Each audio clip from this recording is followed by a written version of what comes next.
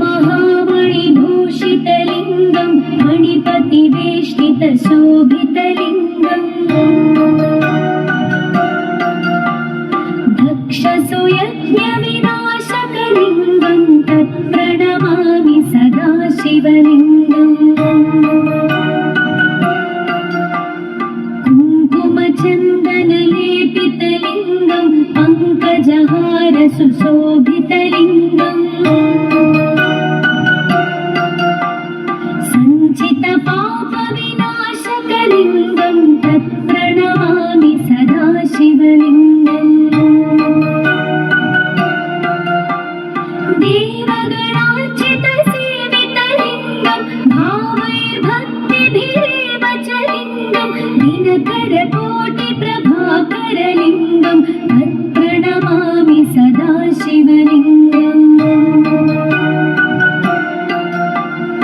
अष्टदलोपरिवेष्टितलिङ्गं सर्वसमुद्भवकारणलिङ्गम् अष्टदरिद्रविनाशकलिङ्गं तत्प्रणमामि सदा शिवलिङ्गम् सुरगुरुसुरवरपूजितलिङ्गं सुरवनपुष्पसदार्चितलिङ्गम् परात्परं परमात्मकलिङ्गं तत्प्रणमामि सदा शिवलिङ्गम् तत्प्रणमामि सदा शिवलिङ्गम् लिङ्गाष्टकमिदं पुण्यं यः पठेत् शिवसन्निधौ शिवलोकमवाप्नोति शिवेन सह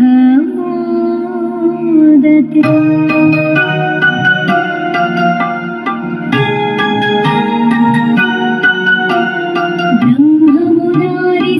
ब्रह्ममुरारिसुरार्चितलिङ्गं निर्मलभासितशोभितलिङ्गम् जन्मजदुःखविनाशकलिङ्गं तत्प्रणमामि सदा शिवलिङ्गम् देवमुनिप्रवरार्चितलिङ्गं कामदहनकरुणाकरलिङ्गं रावणदर्पविनाशकलिङ्गं तत्प्रणमामि सदा शिवलिङ्गम्